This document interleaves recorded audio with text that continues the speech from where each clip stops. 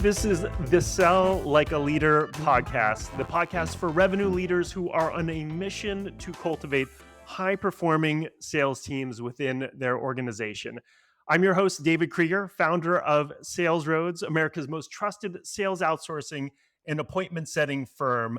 And we are bringing you an amazing sales leader today, Stevie, quote unquote, KillCreek Case, who started her tech career accidentally, I think, Stevie, as the world's first female pro gamer. Is that right? That is correct. That is correct. I had no idea that is what it was when I was beginning, but that's how I started. And here I am many years later. So from KillCreek, you had started a 20 plus year sales career, starting as an AE, growing into a vice president of some of the companies you might have heard of, like Twilio. So really helping grow just world-class organizations, and currently is the CRO of Vanta, which, if you haven't heard, is just an extremely fast-growing company that helps SaaS companies automate their compliance rates. A really big Series B, I think, last year or 2 years ago now, and it just is really conquering the complexity of compliance for SaaS companies. And she leads all of the go-to-market efforts, including sales, customer success, revenue operations, and growth marketing. And if that's not enough, she is also the founding partner of a new $5 million fund called 20 Sales, along with 7 other female go-to-market leaders from leading SaaS companies across the world. Stevie, you are very busy, so I appreciate you carving out some time to talk to us and sharing some of the wisdom that you have of growing sales teams. So thanks for joining us here. It's my pleasure to be here. I love to talk about this stuff. It's not just my job, it's also my passion. So excited to be here with you. Well, we are as well. So today, what we'd love to jump into is talking about some of the challenges that you've seen throughout your 20-year sales career of scaling and leading specifically global, remote, and multicultural sales teams. So there's a lot of in there, right? It's a lot of people talk about scaling sales teams, but there are a lot of nuances in the world that we live in right now, that we have a lot of people who are work sales leaders who are trying to figure out, how do you scale a remote organization, right? And there's unique challenges. How do you scale a global multicultural organization as we find talent across the globe? And so I'd love to dive into that as we go, but I'd love to just start high level. If you can tell folks out there who aren't familiar with Vanta a little bit about Vanta, and specifically, what is the makeup of your team? So, Vanta is a Series B growth stage company. We are in the business of trust management. So, if you're in SaaS, you have probably heard our early tagline, which was compliance that doesn't suck too much. We are very much known for helping SaaS companies get compliant with frameworks like SOC 2 and beyond. We have grown since then tremendously. And really, now we're a platform that helps any business of any size make it much easier to build and prove security, compliance, and ultimately trust with their customers. So that looks like vendor risk management. That looks like proving trust through trust centers. And it does still very much look like helping our customers through all of those gnarly audit processes, from SOC 2 to frameworks like HIPAA and GDPR, ISO 27001, and one we're really excited about now, which is AI. Everybody is really excited a bit about AI, but also cautious, wanting to make sure they're leveraging it responsibly. We support standards like ISO 42001, which is a great risk management framework for AI. So that's Vanta in a nutshell. We are roughly 500 person company, so we are quite large for our stage of growth. We have the benefit of an incredible product with product market fit that lots of companies want. I do run the go-to-market team. I've got a very large global organization now that is about half of the company, so on the order of about 250 people. We are by and large a direct sales force today. So we've got sellers all over the world, typically in most locations remote first. We do have offices in San Francisco, New York, Dublin, and Sydney today, and those are rapidly growing. We've got a rapidly growing indirect motion and a channel business as well, where we work with managed service providers who are both leveraging Vanta and leveraging it on behalf of their portfolio of clients. We work with auditors. We work with all sorts of partners in the ecosystem to really power compliance and security for folks. We've got a customer success organization and account management function. And because we started with smaller customers, we are a very operationally focused organization as well. So RevOps is at the heart of everything we do. Data is at the heart of everything we do. And we've bit by bit been growing up market. We now serve some of the largest enterprises out there as well. So rapidly growing and changing organizations with people all over the world. Wow, one of the things that it seems like you're focused on, which I think is a beautiful word, is harmonizing, right? The global team as well as the offerings to your clients. Because as you said, you started with a certain offering to SaaS companies, but you found that the market fit is even broader than that. And you're responsible both for finding those clients, but then delivering at a very high level over the time you've been where you're having to both scale a team while maintaining a high level of service, while making sure that your team is operating at a high level across the world, not in very many centralized locations with global and remote folks. What are some of the unique challenges you've had in driving that over the past few years while keeping harmony, keeping a consistent experience for both your customers, but your employees as well? Yeah, it's a really interesting challenge and it's a delicate dance. We have this incredibly successful, fast growing business with clear product market fit. So when I arrived at Vanta, that was very much the case. And what we have had to do is start to diversify the types of customers we serve, which also means diversifying our team.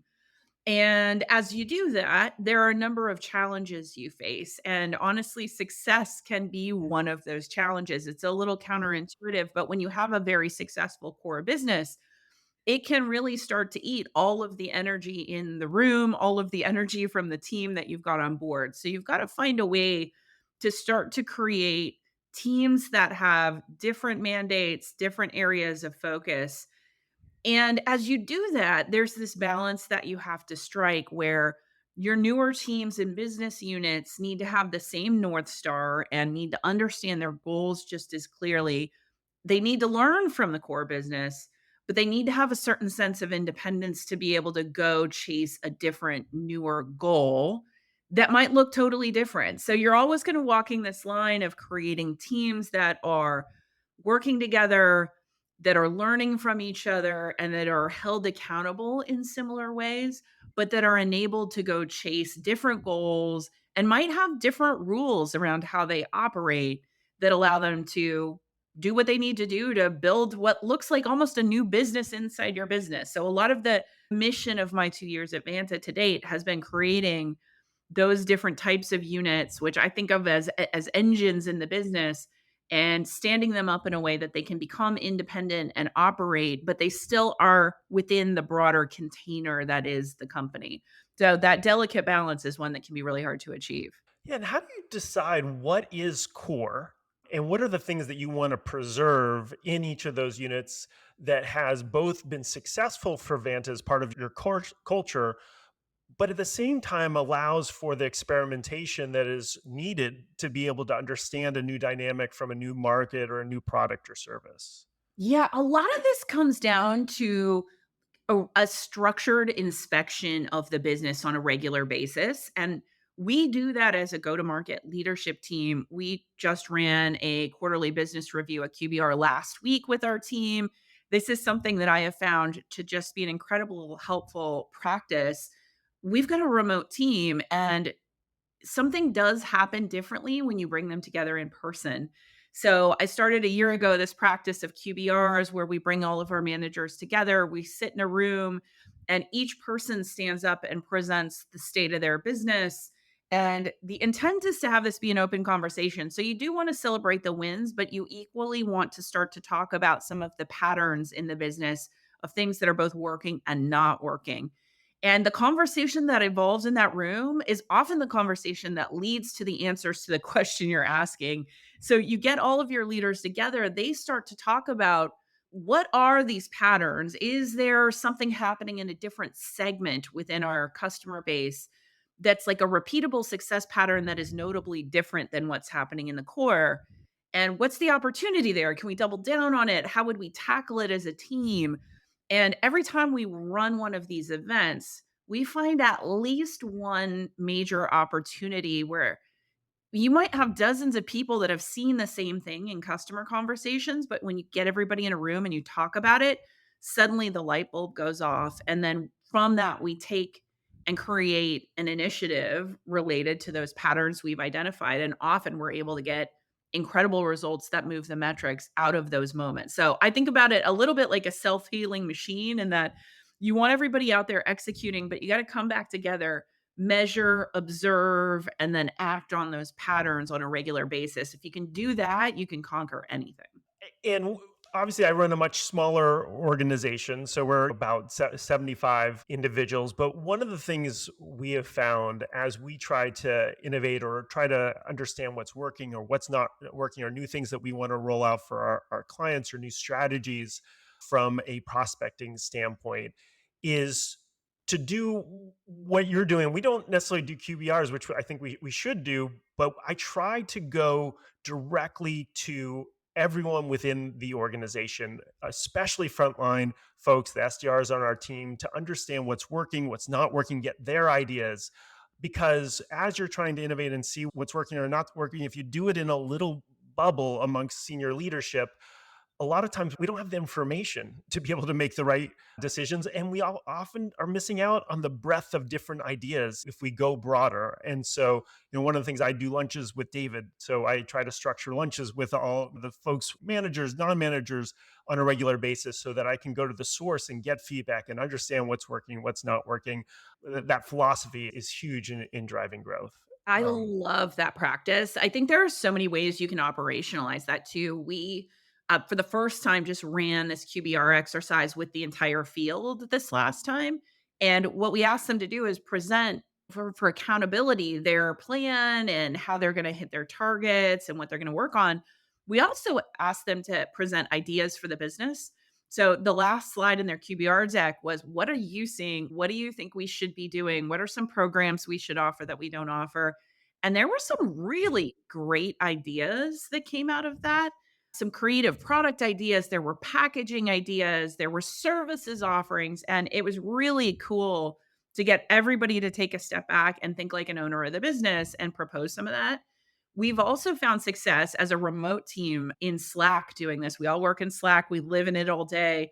We have a couple of different channels that are our wacky ideas channels, and anyone can go into this channel and submit an idea. And often they're like small optimizations, and there are things that are like, ah, it fixes a problem for us or for the customer. But it just took somebody who's closer to the problem articulating it to make it happen. So tons of great ideas come out of those wacky ideas, and people act on them very quickly. So we're finding that's a really quick way to iterate on great ideas from folks who are out there day to day talking directly to our customers. So, a few things that I'm hearing that you're doing. First, allowing folks to be able to present ideas on the business. There's a lot of companies that don't allow people to think that way unless they're in senior leadership. So, even if in that QBR, in the last deck of the presentation, there weren't that many good ideas this time, it sends a message to them and to everybody that your ideas are important. And then throughout their day to day, over the next week, month, they're thinking that way and knowing that they should be thinking through that prism. And that's when even better ideas can sometimes come up, because they realize that they're going to be able to contribute. And then the Slack channel, which I'm going to implement tomorrow. I love the wacky ideas. I love that it's named wacky ideas, because a lot of times people get bashful. I have to have the perfect idea. It has to be ready to go to market. It's got to be, just zany ideas that maybe are even half baked, and those ones you iterate on and you figure it out, or maybe they're just not that good, but it's okay because it's a wacky idea and you can just be creative. And so I really appreciate the culture that you're creating, and can see how you're able to get different ideas, experiment while creating, having a consistent culture and structure around what you're doing in each of these different areas. So Yeah, I want the folks on my team to feel like they are GMs of their own business. I want them to have a sense of ownership in the outcomes.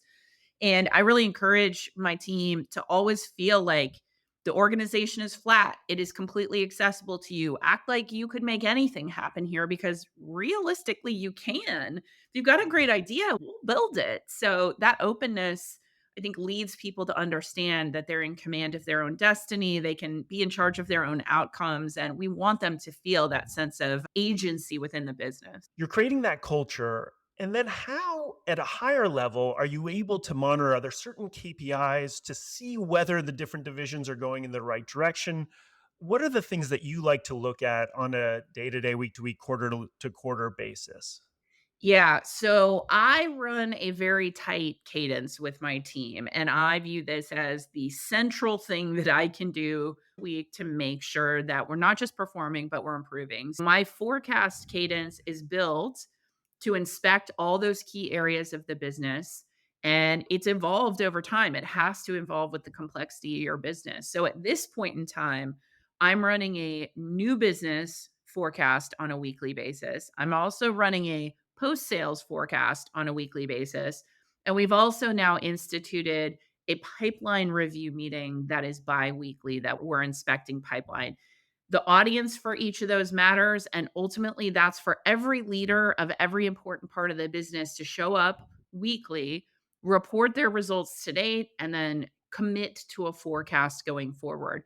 I also use it as a chance to inspect what's going well, what's not going well, identify opportunities for us to improve. We take action items away, and maybe it's a spiff, maybe it's a program, maybe it's something we need to troubleshoot or look into. But ultimately, that's what drives our improvement week over week. And it just increases that accountability. And ultimately, it gives everybody the chance to see that we're all being held to the same standards. Everybody's being measured by similar metrics. We've got the same North Star of trying to grow revenue together. And that's our moment to come together and have that shared accountability. And how do you share those metrics? Are they visible to everyone on the team, and then they're going over it with their team? What's the visibility and communication around the metrics over and above the weekly or biweekly meetings? Yeah, I believe in very high visibility. I think everybody should be able to see these metrics at any given time. So we've invested in lots of infrastructure such that everybody on the team has access to all the core metrics. They can go into our forecast deck, they can go into our systems that we use. So we use Clary, we use Tableau, we use a lot of systems to be able to report out all that data. So we run it in a once weekly call. They've got access to the tooling to see it. And what I expect is that at each layer of my organization, they are running their own similar cadence all the way down to the field. So everybody on the team should be experiencing a version of this. And then we run the business on a monthly cadence today, which is, I know a lot of businesses out there do not run monthly. We run monthly. I think it's really good and healthy. It keeps us on our toes. And on a monthly basis, I'm then reporting out to the team along with my leaders how we perform versus both our targets and our forecasts. And then we're giving them the sort of the highs and lows of what we perceive in the business. So I think that level of transparency is critical if you're going to hold people accountable and you want them to be owners of the business and act like GMs. You got to arm them with a greater understanding. I think a couple of all hands ago, we had a new team member and she gave the highest compliment I could possibly imagine, which is we ran the all hands her first week. And she said, I feel like I just got an MBA in this business by attending this all hands. And that's the goal. I want people to understand what's going on, what's going well, what's not going well, so we can all take action on it. You've got a global team. You've got 250 folks, remote first. Mhm. And so, how do you nurture that level of collaboration as they're spread across the world? You've got the QBRs, you've got this Slack channel. Are there any other aspects as sales leaders who are listening to this are trying to understand in a remote world how to make sure that there is seamless communication, things aren't getting lost? People, salespeople are learning from each other, even if they're sitting in their home office. What are some of the best practices or strategies you found have been successful in driving that level of communication across your teams?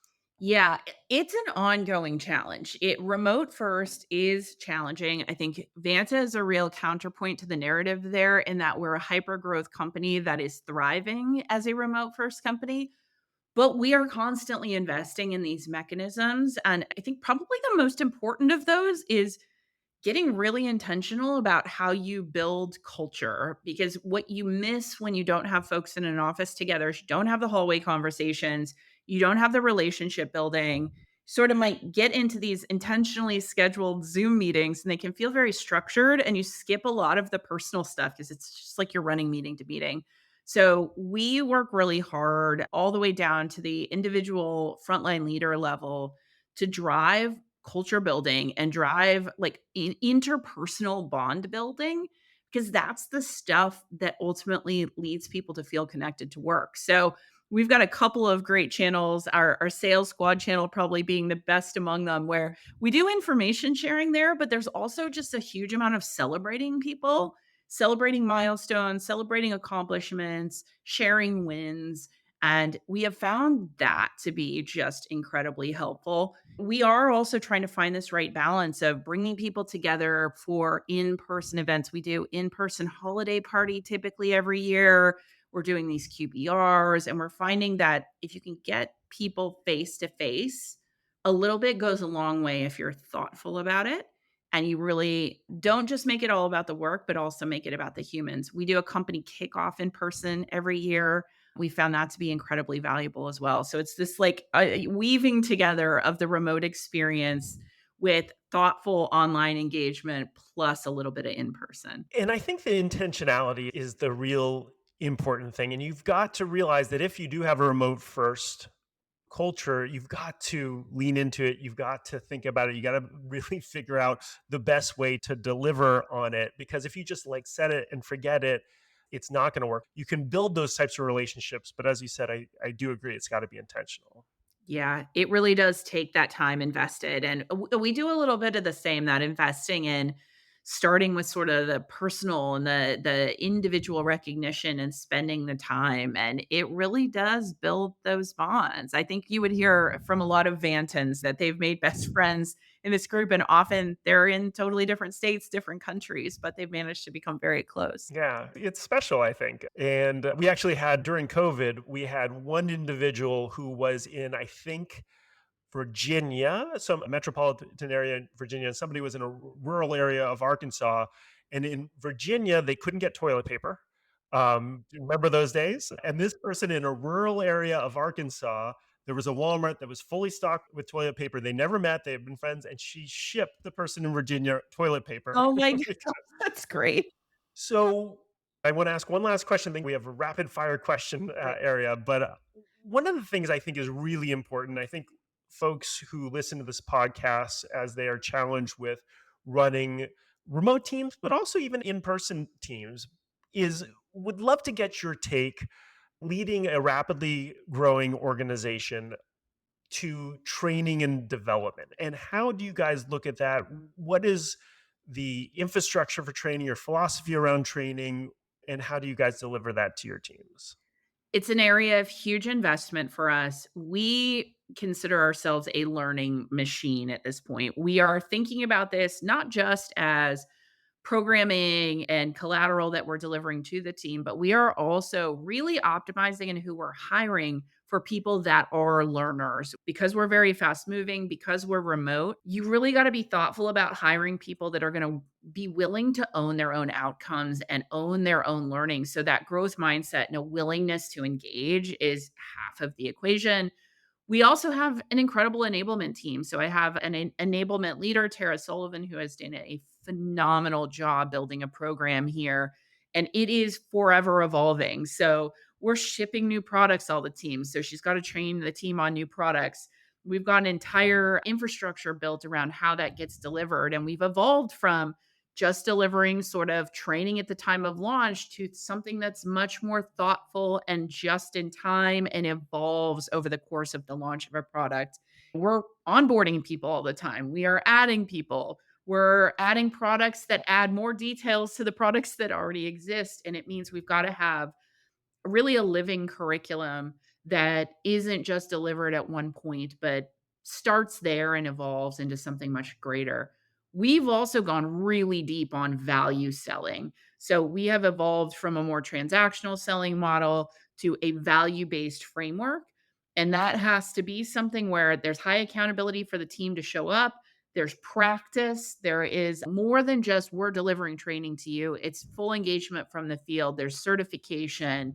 It is like an all hands on deck expectation that we learn these new methodologies. So, something that we found to be key and is very much a living, breathing part of how we operate the organization day to day. A lot of times people don't realize how much effort and time it takes to develop training, to iterate training. It's not anything you can set and forget. It goes pretty stale. And so a lot of times people are feeling like my go-to-market isn't working. I've hired some great people and you dive into how they're training them and setting them up for success. And that just isn't there. That's great. Stevie, what I would love to do, the way we end the podcast is we like to do what we call rapid fire questions. So I've got a few questions for you, if that's okay. And I'm just going to throw them out there and would love to get your perspective on each of them. Does that sound okay? Let's go. All right. So, what is the one thing people don't give enough value or attention to in leadership? Oh, I think it's like underlying human motivation. Why are people there? It's true in selling, but it's just true in leadership and management as well. Like the why behind why people show up. Why are we having this conversation? What motivates it? I feel like we skip that all too often, and it can be so key to unlocking people's potential. That's the first time I've heard that, and it's so critical. What is the one skill you advise everyone in sales to master? Discovery. Doesn't matter who you are, what level you're at, you're an executive on down to the field. Discovery is the single most important skill, and it is never a binary thing. You're never done learning to get good at discovery. It is an art form, and I think it is the most important thing that anybody in any role can invest in. What's your favorite business, leadership, or sales book? Oh, it's a classic, but I really love the challenger sale. There's something very clean about the idea of resetting the narrative for your prospect and coming with a really well-informed point of view. I just love that the concepts and ideas behind it. What's your favorite quote, mantra, or saying that inspires you as a sales leader? Oh my gosh. So we had one come out of our QBR last week, attributable to, I believe, someone on my team that I just absolutely loved because it sums up the way I try to operate. And that is less ego, more execution. That's perfect. And I love that you quoted someone on your team. I think the last one I got was from Gandhi. There So you go. I love that you're bringing it back to your team. And lastly, what is the most important goal or project you are working on right now?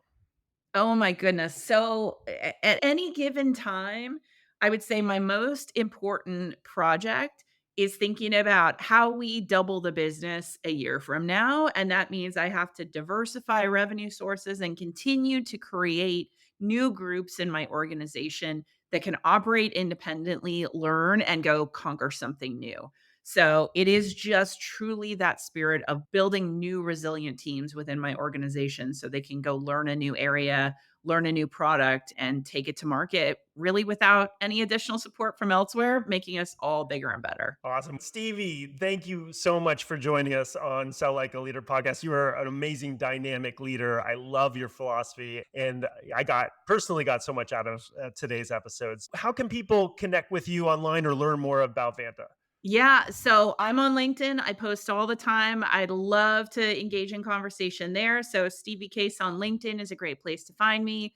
Vanta.com, you can always hit us up there. We would love to talk to you. Fantastic. Thank you all for listening to another episode of Sell Like a Leader podcast. Don't forget to subscribe on your platform of choice. And I'd love to hear from you guys. With any feedback, you can always hit me up on LinkedIn. Love to hear what you'd like to hear, any sales leaders you'd like to hear from. Stevie, thank you again so much. Really appreciate the time today.